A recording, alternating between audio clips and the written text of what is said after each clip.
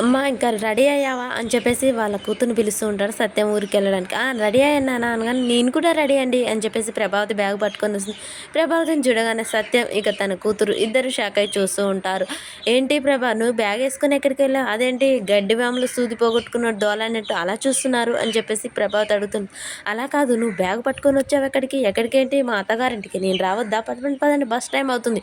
అదేంటి, నేను ఎంత అడిగినా రాలేదు, రాత్రి కూడా లాస్ట్ అవకాశంగా అడిగాను, అయినా రాన్న ఇప్పటికిప్పటికి ఏం మార్పు అని చెప్పేసి అనగానే, అదేంటి మా అత్తగారి మాత్రం నాకు చూడబుద్ధి కదా ఏంటి? మీరు ఎక్కడుంటే నేను అక్కడే, పదండి పదండి బస్ టైం అవుతుంది. ఓహో, నువ్వు ఎందుకు వస్తున్నావో నాకు తెలుసులే, మళ్ళీ ఏంటి ఈ చూపుకు అర్థం అని ప్రభావతి అడుగుతూ ఉంటుంది. ఎందుకో నీకు తెలుసు, ఏ అవసరానికి వస్తున్నావో నీకు తెలుసు, నీ అవసరం ఏంటో నాకు తెలుసు అని చెప్పేసి సత్యం అంటుంటా. బాగానేలేండి పదండి అని చెప్పేసి వెళ్తూ ఉంటారు. ఇక మీనా బామ్మకు సేవలు చేస్తూ ఉంటుంది. ఏంటి పులగంప ఎలా ఉంది, నొప్పి అని చెప్పేసి అనగానే, ఇదేమన్నా పాయసమా, పులిహోర ఎలా ఉండడానికి, నొప్పి ఎలా ఉంటుంది ఎలా చెప్తారు, అవునా అని చెప్పేసి, అలా నీకు ఈ ఎటకారకు కూడా ఏం తగ్గలేదు అని చెప్పేసి కాళ్ళు నొప్పిస్తూ ఉంటారు. ఆపండ్రా మీ మొగుడు పిల్లలు గిల్లి గజ్జాలు, ఇంత నొప్పిలో కూడా తను ఏడిపిస్తావేంట్రా, లేకపోతే నేను పెద్ద మనిషిని అడిగినట్టు పద్ధతిగా అడిగాను, ఆయన ఇలా మాట్లాడుతుందేంటి, పూలగంప అనగానే బాలు కాఫీ తెచ్చిచ్చి తాగుతూ ఉంటాడు. ఈలోపే పొలం మారుతూ ఉంటుంది. ఏమండి మెల్లగా తాగండి మెల్లగా తాగండి అని చెప్పేసి మీనా ఎవరో తలుచుకుంటున్నట్టుంది. అబ్బా, మీ భార్య మధ్య మధ్య సముద్రం అంత ప్రేమ ఉందిరా అని చెప్పేసి అనగానే, ఇంకెవరు తలుచుకుంటారు నన్ను, తలుచుకుంటే గెలుచుకుంటే మా అమ్మ తిడతానికి తలుచుకుంటుంది, లేకుంటే మా నాన్న ఇక్కడ ఎదవ తాగుతున్నాడో తందనాలు ఆడుతున్నాడో అని తలుచుకుంటాడు, అంతే కదా అనగానే, బాలు అనగానే మా నాన్న పిలిచినట్టుందేంటి, ఒకసారి ఇటు తిరిగి చూడరా, వచ్చినట్టు కూడా అనిపిస్తుంది అనగానే, నాన్న నా కోసం వచ్చావా అని చెప్పేసి చిన్నపిల్లల్లాగా వెళ్ళి హత్తుకొని హడావిడి చేస్తుంటారు. చాలా చాలులేరా, ఇక్కడ పని ఉండి వచ్చాము, అదేంటి నాన్న టైర్లో గాలి తీసేసినట్టు అలా తీసేసావు, ఏం లేదు లేరా, ఊరికే వచ్చాము, ఇక్కడికే చూడ్డానికే వచ్చాం అని చెప్పేసి అనగానే, రండి నాన్న రండి కూర్చోండి, బయటగానే ఇంకో గెస్ట్ ఉంది, లగేజీలు ఉన్నాయి తీసుకురాపో అని చెప్పేసి అనగానే, అన్నయ్య నీకు ట్విస్ట్, ఎలా ఉన్నావు చిటి తల్లి, బాగున్నాను అన్నయ్య, నీకు బయట ఒక ట్విస్ట్ ఉంది చూడిపో అనగా, నాకు ట్విస్ట్ ఏంటబ్బా అని చెప్పేసి, అమ్మ మీనా కాలుకేమైంది అనే వాళ్ళు సత్యం కంగారు పడుతుంటారు. ఏం లేదు మావయ్య, చిన్న దెబ్బేలే మావయ్య, కంగారు పడకండి, సరేలే నువ్వు బయటకు వెళ్ళి లగేజీలు తీసుకురాపో అని చెప్పేసి అనగానే, ఏంటి చిట్టి తల్లి సర్ప్రైజ్ అనగానే, వెళ్ళి చూడనా అన్నయ్య అని చెప్తూ ఉంటుంది. బయటికి వెళ్ళగానే ప్రభావతి గలమట్లా నిలబడి చూస్తూ ఉంటుంది. ఏంటి ఇది మా అమ్మలాగుంది అని చెప్పేసి బాలు నమ్మకుండా రౌండ్గా తిరుగుతూ ఉంటాడు.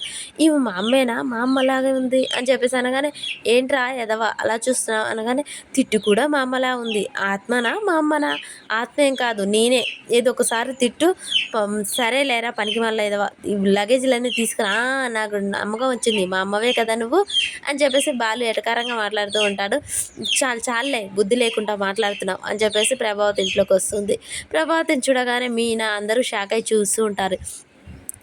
ఏంటమ్మా అలాగే నిలబడ్డావు, అత్తయ్య గారు బాగున్నారా, బాగానే ఉన్నాను ప్రభావతి, దా కూర్చో అనగానే, ఏ బాలు చూస్తావేంట్రా మీ అమ్మ కుర్చీ అని చెప్పేసి అనగానే తీసుకొచ్చి కుర్చీ వేస్తాడు.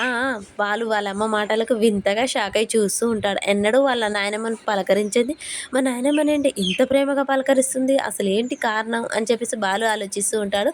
ఈలోపు కుర్చీ వేయరా మెమ్మకు అని చెప్పేసి అనగానే కుర్చీ వేస్తాడు. అలా కూర్చోగానే, అత్తయ్య గారు మీ ఆరోగ్యం సరిగా ఉందా, అమ్మ మీనా ఏమైంది నీకు అని చెప్పేసి మీనా అని అడుగుతూ ఉంటుంది. మీనా కూడా ఆశ్చర్యపోయి చూస్తూ ఉంటుంది. అసలు ఎప్పుడు పట్టించుకొని తనని అలా అడుగుతుంది ఏంటి అనగానే, చిన్న దెబ్బ తగిలింది అత్తయ్య గారు అనగానే, ఎలా తగిలింది ఏంటి అని ప్రభావతి అడుగుతూ ఉంటుంది. అది చెప్తూ ఉండగానే బాలు మధ్యలో కలగజేసుకొని, అమ్మ ఎన్నింటికి ఎంత తగిలింది ఏమైంది నేను చెప్తాలే, కానీ అసలు నువ్వేంటి ఇలా వచ్చావు, అసలు పల్లెటూరు అంటేనే పడదు నీకు, నాన్న ఎప్పుడన్నా ఇక్కడికి వద్దామంటే అసలు వచ్చేదేలే అని చెప్తావు, అలాంటిది ఇప్పుడేంటి ఇలా, అసలు నాకు నమ్మలేకుండా ఉన్నానమ్మా అనగానే, చాలేరా బుద్ధి లేకుండా, ఏమండి ఇవి నేను నాతో మాట్లాడొద్దానండి, నేను అత్తయ్య గారితో మాట్లాడాలి, అరే బాలు కాసేపు మాట్లాడినివ్వు అని చెప్పేసి అనగానే, అత్తయ్య గారు మీ ఆరోగ్యం సరిగా ఉందా అని చెప్పేసి అడుగుతూ ఉంటుంది. మీనా నీ కాలు దెబ్బ ఎలా ఉందమ్మా, ఇప్పుడు సరిగా ఉందా, ఏమన్నా నొప్పిగా ఉందా, డాక్టర్కి చూపించావా అని చెప్పేసి హడావిడి చేస్తూ ఉంటుంది ప్రభావతి. నాన్న అమ్మ సరిగానే ఉందా, ఏమన్నా షాక్ ఉందా అనగానే, ఎందుకు అలా అడిగావు, లేకపోతే వింతగా ప్రవర్తిస్తుంది, అసలు పల్లెటూరు అంటేనే పడదు, అలాంటిది ఈ ఊరు వచ్చిందంటే, అదేంట్రా నా అత్తగారింటికి నేను వచ్చాను, మా అత్తగారంటే ఎవరు, ఈ ఊరు నాదే కదా అని చెప్పేసి అనగానే ప్రభావతి కాఫీ తీసుకుంటుంది. ఇంత దరిద్రమైన గ్లాసులో తాగాల్సొస్తుంది. ఏం చేస్తాం, డబ్బు అవసరం కోసం ఎలాంటి గ్లాస్‌లో అయినా తాగాల్సిందే అని చెప్పేసి ప్రభావతి మనసులో అనుకుంటూ ఉంటూ కాఫీ అయితే తాగుతూ ఉంటుంది. ఇక ఇదంతా చూసిన బాలుకి గంప బోర్లించుకొని అటు ఇటు తిరుగుతూ ఉంటాడు. ఏంటండి ఆ షేర్ ఆటోలో అటు ఇటు తిరుగుతారు, ఒక్క నిలబడి ఆలోచించొచ్చు కదా అని చెప్పగానే, మేధావులు ఇలాగే తిరుగుతారు, నీకు తెలీదా పూలగంప? ఆహా! అవునా? అయినా దేని గురించి ఆలోచిస్తున్నారు, నీకు అర్థమైందా అసలు? ఈ విషయం గురించి చెప్పు అని చెప్పేసి గబగబా వచ్చి మీనాని పక్కకు జరిపి మీనా పక్కలో కూర్చుంటాడు. కూర్చొని అసలు ఏంటి, ఏమైందండి మీకు అని చెప్పేసి అనగానే, అసలు మా అమ్మ ఇక్కడికొచ్చింది నీకేమన్నా అర్థమవుతుందా? అసలు మా అమ్మ ఎన్నడూ లేనిది నీతోనూ, మా అమ్మతో, మా నాయనమ్మతోని పాల పాల పొంగులా మాట్లాడుతుంది. అసలెప్పుడైనా గ్యాస్ మీద పెడితే పాలెలా బుసబుస పొంగుతాయో మీ ఇద్దరిని చూస్తే అలా మండిపడేది. అలాంటిది మా అమ్మ మీతో ఇంత ప్రేమగా మాట్లాడిందంటే నాకైతే ఏదో డౌట్‌గానే ఉంది. నీకేమన్నా అర్థమవుతుందా? నీకు కొద్ది గొప్పో మైండ్ ఉందని నాకు అర్థమైంది. కానీ అసలు నీ మైండ్‌కి ఎంత తడుతుందో చెప్పు? అసలు నీ ఫోటో చూడగానే మా అమ్మ మేకప్ ఏసుకుంది అని చెప్పేసావు. అంత మైండ్ ఉంది నీకు. కాబట్టి ఇప్పుడు ఈ విషయం గురించి నువ్వు కూడా ఆలోచించాల్సిందే. అసలు మా అమ్మ ఎందుకొచ్చింది ఇక్కడికి? ఏమిటికొచ్చిందంటావు? ఒకసారి అర్థం చేసుకో, ఆలోచించు అని చెప్పేసి అనగానే మీనా కూడా ఆలోచిస్తుంది. ఆలోచించు, ఆలోచించు, బాగా ఆలోచించు. గడ్డం కింద చేయి పెట్టుకొని మరీ ఆలోచించు అనగానే, ఏమీ లేదు అనగానే, ఒకసారి అది నీ మైండ్ చూయించు అని చెప్పేసి తలలో గింతన్న గుజ్జుందేమనుకున్నావు. బఠానీ అంత తెలివి కూడా లేదు. మా అమ్మ ఇక్కడికొచ్చిందంటే డబ్బు కోసమో, దేనికోసమో అంటున్నాను. నువ్వేమో ఏమీ లేదు ఆలోచించకండి, అత్తయ్య గారు ప్రేమతో వచ్చారంటున్నావు అని చెప్పేసి బాలు ఇక మీనా అక్కడ గొడవ పడుతూ ఉంటారు. ఇక రోహిణిని పిలవండి అని చెప్పేసి మనోజ్ అంటాడు. రోహిణి బయటికి రాగానే, ఏంటి ఉద్యోగం వచ్చిందా, జాయిన్ అయ్యావా అని చెప్పేసి అడుగుతుంటుంది. లేదు ఆ ఉద్యోగం రాదు, ఇక జాయిన్ కాను. అదేంటి అలా? ఆడవాళ్ళందరూ అలాగే ఉంటారు, సెంటిమెంట్ ఫెలో. తన భర్తని ఏదో అన్నానని ఇంతకుముందుకు లేడీ బాస్ నన్ను తీసేసింది, ఇప్పుడు కూడా ఈమె లేడీ బాస్, అందుకే నాకు ఉద్యోగం చేయడం ఇష్టం లేదు ఆమె దగ్గర. మనోజ్ ఎవరో ఒకరు అలా ఉన్నారని అందరూ అలాగే ఉండరు. ఆయన నీకు ఉద్యోగం చేయడం చేత కాదని చెప్పు.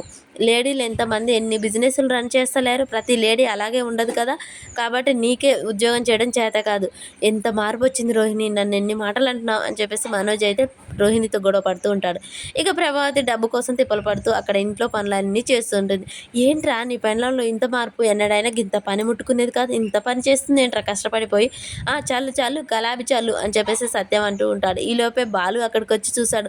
అన్నయ్య చూసావా, ఈ విషయం ఎమ్మటే పూలగంపకి చెప్పాలి అని చెప్పేసి బాలు గబుక్కున తలుపు తీసుకొని లోనికి వెళ్తాడు. ఈలోపే మీనా చీర కట్టుకుంటూ ఉంటుంది. ఇక బాలు మీనాని చూసి వెనక నుంచి అలాగే ఆగిపోయి నోట్లో మాట రాకుండా చూస్తూ ఉంటాడు. మరి బాలు మీనా ఒకటై